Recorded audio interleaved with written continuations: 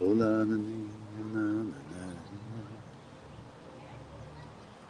hello. Almost Shabbat Shalom. Yes. Look where. Look at where. Hopefully, I can turn it without uh, dropping the stand, just so you can see where I am. Let's see. Can you do this? Yeah, I can do this. Let's see. There you go. Yeah, look at that. Almost Shabbat Shalom. I'm in Wilderness Park. In the wilderness, and it is wild. Oh, stand moved. Okay. That's just beautiful. Yeah, that's me. And that's the other part of the park. Ah, it's beautiful. So, so I'm going to talk here to the camera. There's a little white in the background, but that's because of the light and the camera and all this stuff. Oh, it's too light. Too much light. Oh man. I wanted a little bit for it to be a little blue. Let's see. I don't know, maybe something like this. Okay. So, hello everyone. Anyone who is here and anyone who will be here. Almost Shabbat Shalom. What a beautiful day. Finally, Southern California has its purpose implemented. Sunshine, sunshine, sunshine, sunshine, sunshine. Anyway, so this is great. These last 2 weeks, we had a new solstice also this week, and a lot of shifts, a lot of changes, a lot of taking responsibility for our own actions, and learning what to take personally and not to take personally, and how to move forward from a place of understanding and accepting. And this portion to this week, of course, it's not no different, no different. There are two things I want to share. One of them is, and we'll see how the not taking personally comes into even in leadership, when we take things personally sometimes. And I want to talk about the sentence that King Solomon said, that the wisdom of a woman builds the house. That's the loose translation. Chokhmat nashim banta beita. The wisdom of a woman is building and sustaining a household. Talking about a woman, there's only one woman. So the portion is Korach. Okay, portion is Korach, and Korach was a high in the Senate, so to speak, or in the rabbinical council, um, back at the time, and under Moses was in the rabbinical council, and after no, Moses was the leader of the Israelites, was the leader, and it wasn't questionable after so many things so many miracles that came through Moses. It was unquestionable that Moses was chosen by God. Then Moses' brother Aaron was ordained by God through Moses to be the high priest. So Korach was a part of the very important people in the committee and the Knesset, and he decided, and he started on a coup, and he was like, "Why? Who gave you the authority to put Aaron as your brother? Not enough you. Now you're giving all the power and all the rights." He didn't refer to it as a power, but that's where it came from. All the rights to your brother. What about us? We are spiritual people, and actually we should do other things than you're doing. Why are you discriminating? Why are you choosing your brother to be to be a high priest. Why not us? And on and on and on and on. And so there were all the over 252 head of tribes and different leadership and very important people that joined Korach and his coup attempt. And another person that is there that was said to join Korach was a guy named On ben Felet, On the son of Pelet. And and then so the story goes that there was the coup and the Moses and the Korach complained to Moses and talked to the people, look what he's doing and so forth. And so it was Korach and Datan and Aviram. And so at one point Moses sent to call Datan and Aviram to come to him to resolve the matter. And they refused to come. So they refused to come. Now Moses could have sent police or could have sent officers to bring them over. What do you mean? I'm calling you. Why didn't you come? But Moses doesn't do that. This is part of a leadership. Moses went to. He didn't want to instigate any more issues. So he actually. It's not about the power, and he went and he went to them.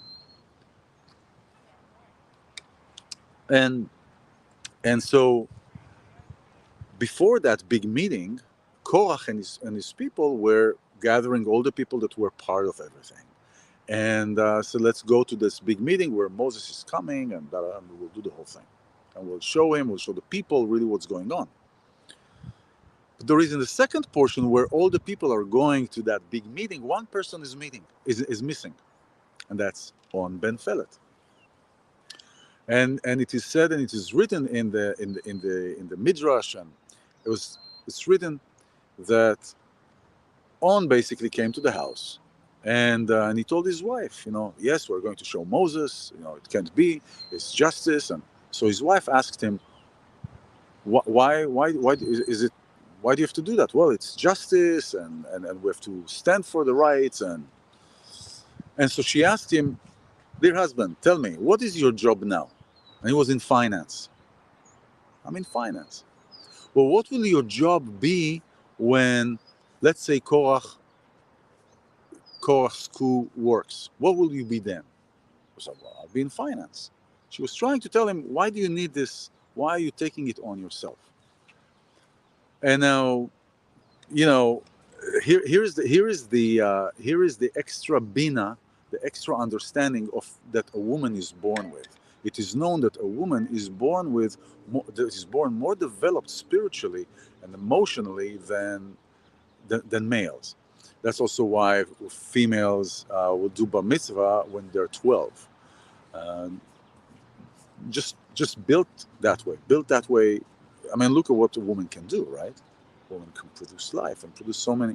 So one of the bina, one of the understandings is taking the knowledge and the wisdom and combining them. That's the bina.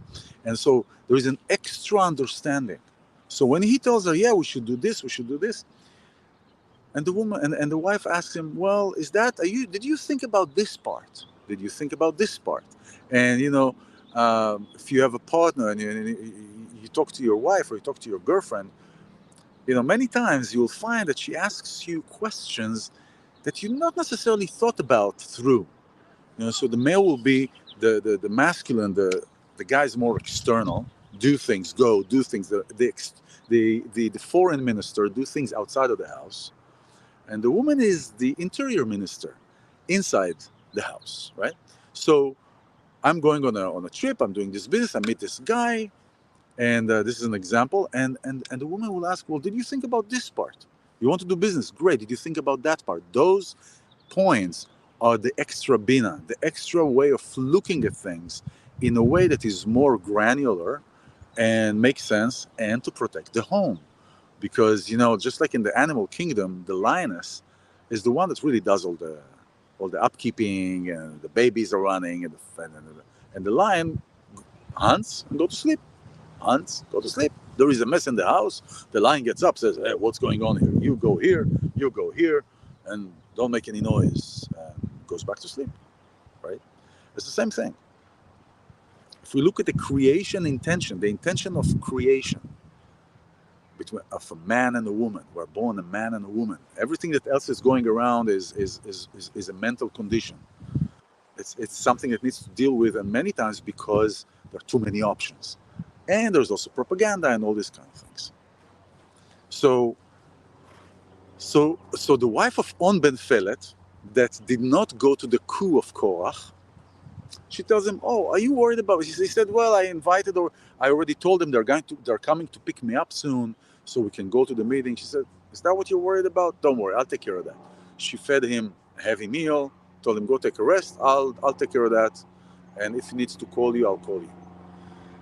And he does it, and he goes to sleep. And she sits by the opening of the tent, takes off her hair handkerchief, if that's the right word to say, or the bandana, whatever you want to call it. At that time, a married woman could not be showing her hair to the public except to her husband. So, okay, so let's check the battery. So she sits at the opening of the tent and she combs her hair. She combs. Korach and all the people are coming to pick up On Ben Pelet, and they see the woman. They turn around and say, "Okay, we can't go there. We'll do a turn. We'll come again." They go and they come a couple of times, and they see that his wife is still at the tent. They say, "Okay, well, we'll leave him," and that is why he was saved. That is why when they got to the big coup, the big meeting of confronting Moses and Aaron, and why Aaron. That's why On Ben Pelet was saved. Now, why was he saved? What happened? Yes. Hey, Gina. Yes. The question is, does the hair of a woman hold a spiritual meaning? Yes. This is where the divine is. This is where the hair is. This is where the power is for a woman. So that is why the divine that comes through the hair and comes through the head, right, for a woman is sanctified and is saved for her husband or saved for her partner. There is also the matter of temptation, because the woman's hair is really luring in. That is where the sexuality and temptation and scent and everything goes. So that's on the edge of a fork, as we say in Hebrew. And so now there is the meeting. And what is happening? And what is happening is that Moses, he ties that to fertility as well, but that's a different thing.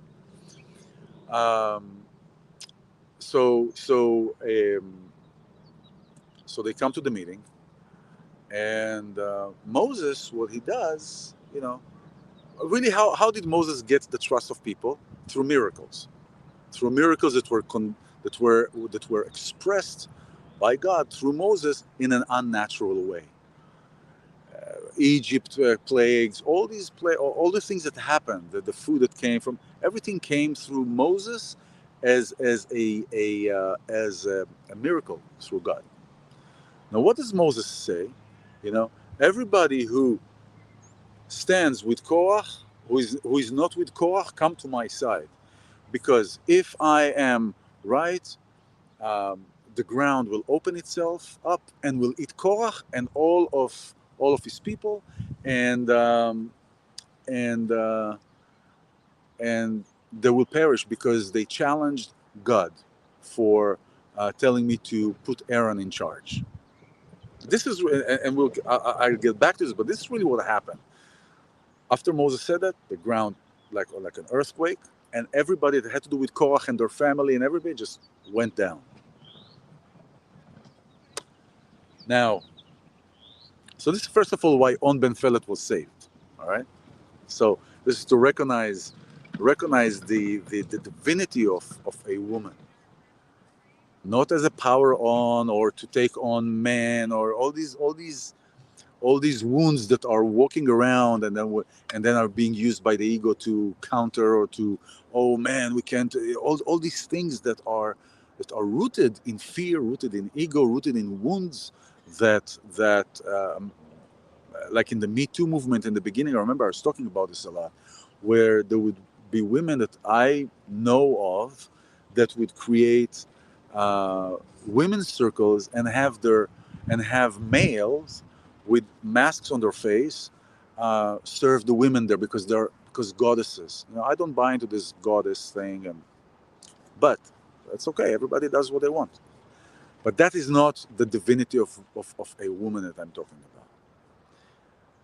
It is a woman that can bring peace. Together with male, together with the man. The feminine and the masculine were separated from, we started as a single, and then we separated. The duality, we're in the duality world. Together we can bring that, together. Now, here is the other interesting part. Wouldn't it be nice that we could say, I mean, this is kind of a leadership thing. Wouldn't it be nice if somebody doesn't agree with us, right? And we say, you know what? Let the land open itself up and take you, right? We get rid of it. But then we are just letting the ground swallow everybody who doesn't agree to our opinion. Is that a good leadership, or is it not a good leadership? What really happened here? What really happened here is Korach was not challenging Moses. Moses was known and was accepted to be the leader. The fact that Moses said, oh, let the ground open and take you up, that's really not a leadership point. But what happened here? Korach was not challenging Moses. Korach was challenging the fact that Moses appointed his brother to be the high priest. Nobody was challenging Moses and his connection to God and his leadership but it was challenging, why does Aaron have to be the high priest? Why does Aaron have to be the high priest and not any one of us? And actually, to prove that, before the ground opened and ate everybody, Moses told everybody, bring their staff, and the staff of that person who will grow leaves, will be known to be the chosen one. And the staff of Aaron grew leaves in no time. So they were kind of like, but they already were there to do the coups, but they were still questioning. So what happened here? Why did Moses get so upset? We also see the same upsetness of Moses when, before they entered Israel and they asked for water, and God told Moses, talk to the rock, and he hit the rock. There's a similar. What happened here? Moses took this personally. When Korach said, why did you appoint your brother? Why didn't you appoint any of us? What did Moses say? What are you talking about? I was appointed. I was given the right to choose. Moses was personalizing it to himself, was taking it on himself. Moses wasn't challenged, but he took it on himself. And when he took it on himself, he started becoming angry. And this is what happens, and this is the big thing that I want to talk about and to bring forth today. How do we take things? Do we take them personally? Do we automatically assume that it is us that are being in question? Many times we go through situations, we see people that get upset with us, that they get angry with us, that judge us for our choices, judge us for our decisions, whoever they are. They could be friends, they could be family, they could be anybody, co-workers. Wait, hold on, I want to get the sky a little bit blue. There we go. We take it personally. And when we take things personally, we're skewing off the way. And many times we take it personally, we get upset, we get angry. I mean, and it's every aspect of life. The most common one, you look at the road. When somebody cuts you, speeds and goes swivel around the cars and then cuts you in front of you, and it was really close, the first thing you might find that you are getting the first instinct is like, yeah? Why are you taking it personally? The driver doesn't know you personally. The driver is not doing it because it is you sitting behind the wheel. No, the driver is doing it because this is how they are. This is how they handle stress. This is how they handle certain situations. This is how they handle uncomfortability. Some people will just go into la la land and they don't want to deal with anything, right?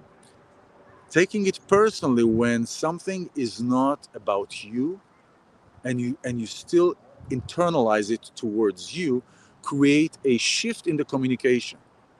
Also, when you are in coupling and you're talking about certain things, and you make it about you, somebody is sharing with you something.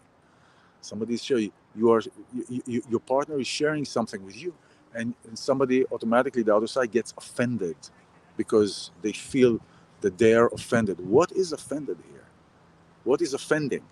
What was offending is the wound that the one who got offended comes from, and that triggers. That is a trigger.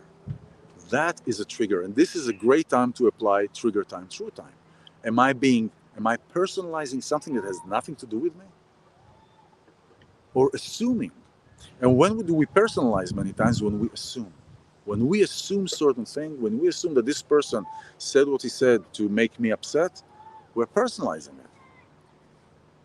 When we assume that somebody, when somebody, let's say, goes down the street and tells me something wacky, I don't know the person. Could be just any person. Could be a homeless. Could be somebody who's upset. I don't know the person. I take it personally. When I take it personally, the reactions that come from this taking it personally are skewing every possible way of communication, because that communication channel has been closed. Why? Because personalized it. So that is a big thing. That is a huge thing. That is a huge thing, not just in healing, but in manifesting, in starting to manifest. How can I make a cake if I don't have, let's say, sugar or butter? You know, I can't put salt instead. Meaning, in connection to what we're talking about, well, connection to what I'm talking about, taking it personally is like putting salt instead of sugar in the cake. Taking it personally is altering the compound, the structure of the entire experience. We're altering the structure and the integrity of the experience, because we're doing something that is coming from the assumption and is a trigger. So the first thing is wait. Something happens, wait until you hear the other side. It happens. I see it a lot with people that are getting divorced, people in the court system, and one of the things that I help women and men, but primarily women, is to see through this in LA, this family quote unquote law, even more quote unquote, because it's a maskhara. It's a whole game played to enrich the judges and to enrich the attorneys. And yes, there are certain things that need to be looked at, but in general, if you went through a divorce, when did you actually see that an attorney in that family law case, especially if there's a lot of money, wants to see this resolved? It's always continued. It's always next one. Oh, we don't have this request. Oh, produce more documents. Oh, all this kind of thing. And then your bill grows and grows and grows, and before you know it, you spend 150 grand on putting on a down payment for the attorney's house. Yeah. So if you're listening here, that means that you need to be here. And if you are in that position, reach out to me, and I can help you and guide you through this whole procedure and system of how to see clearly. Because the family law is just like the Western medicine. It's not about getting you healthy. It's about keeping you sick because you bring in more to the system. And this is what we're going through across the world with everything. And it's the fear factor that keeps you in. So taking it personally also creates fear, because you don't know really what happened. Or you see somebody and you say, oh, why is this guy or why is this woman, why do they have that? I bet they do that on purpose. Why do they have this privilege in their journey or in their life? And we're personalizing it. We're comparing another person's life to our life. We're comparing another person's results. We're looking only at the results when there is somebody or something that is catching our eye. We're not comparing, we're not looking at the entire package, how they got there, what experiences they went through. Very important. So before we make things about us, put your attention at the other person. In Hebrew it says sim lev. When I say pay attention, in Hebrew it's sim lev, which is not pay attention. It says sim lev. Put your heart here. Put your heart here. That's what it means. Meaning, so when we speak one to another and somebody is saying something, put your heart here before you draw conclusions and before you take it personally and assume that it is about you and it is something that has to do with making you upset or... So back to Moses. Moses was taking it personally. And when he took it personally, he got his own medicine back. And so that is not a way to handle situations. While Moses gave a lot of wonderful. I mean, Moses is considered the leader, because it was them saying, to be a great leader, personally and collectively, you need to remember where you're coming from, take care of the weak and those who are not able, and remember that there is God. And when you think about those things, really, it's hard to take things personally because we look at the entire structure. So go out, enjoy the sun, don't make assumptions until you know all the system or all what's going on. And sometimes we have to be outside of the system to understand the true meaning of the system in which we were in. Shabbat Shalom. See you soon.